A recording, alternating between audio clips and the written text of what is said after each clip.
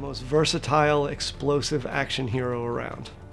Yeah, that's a tough question. Badass. I mean, he isn't really a good guy, is he? We are focusing a little bit more on Рико this time around to show him his personality that has sort of been hidden in the first two games.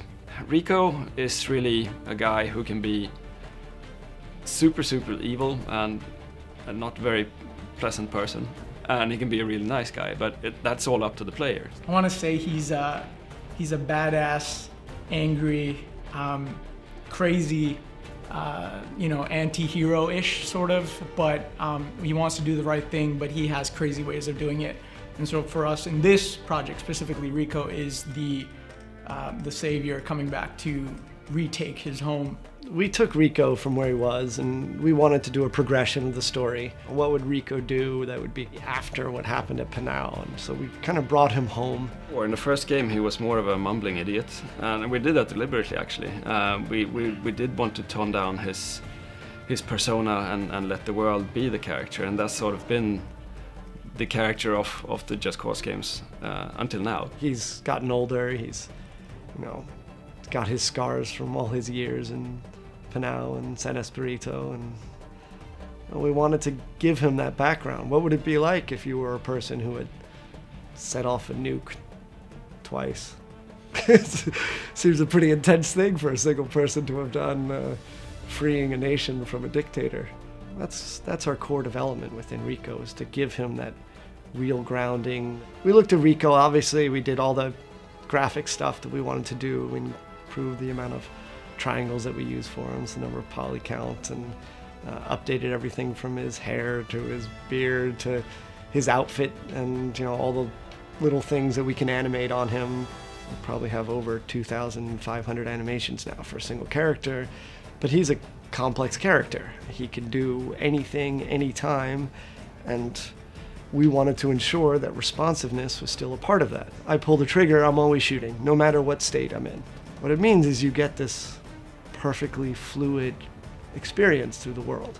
We definitely wanted to bring a sense of groundedness and physicality to Рико. We wanted to give him real weight in what he was doing in terms of the animation tech that we developed, and also the animations. And we're using real motion capture now, which was really a big step up in terms of the projects. But what we didn't want to lose was the responsiveness. We didn't want to lose his ability to do things quickly, move quickly. And so it was a big challenge to try to use really high fidelity animation and motion capture, but still kind of keep it true to the responsiveness that the fans really care about. The first thing that we did was we took a look at Just Cause 2, saw what was really strong, the grappling, the parachute, all that type of stuff, retained what was really cool and core about them, and then tried to figure out, okay, where are our holes now, right? And what we determined is that the wingsuit was a great opportunity for us, right? There's about 1 million different ways that you could do a wingsuit in a game, but what we had to figure out is how do we get that working really well with the existing mechanics that we have? Just like you could slingshot your way through the world with the grappling hook and the parachute in JC2, you can still use the grappling hook while you're in the wingsuit. So this is a more fast-paced state for Рико.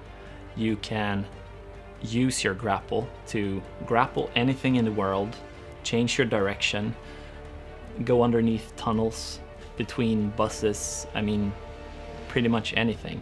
I'm not sure there's a crisp verbal explanation of why it's so great to use the wingsuit, but it's one of those things where I think once you hold in your hands and you kind of have this mental mapping of, oh, it's generally going forward, and being able to mix that together, kind of creating velocity and being able to use those velocities to create a parachute that has a nice little sequence, all that stuff just works really nicely together. That was just a bunch of hundreds of iterations on the wingsuit and parachute and all that stuff together. The parachute now allows us to shoot every weapon, transition out of it, reel back in out of it, but gives Рико a whole nother tool set for combat. The game gets easier when you do crazier things.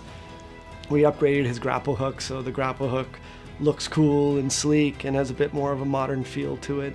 We also have some cool stuff for the dual tether, right, with the grappling hook where you get to kind of tether things together. First, we took a lot of inspiration from the modding community. We let you have more tethers, and it turns out they're absolutely right, like they usually are.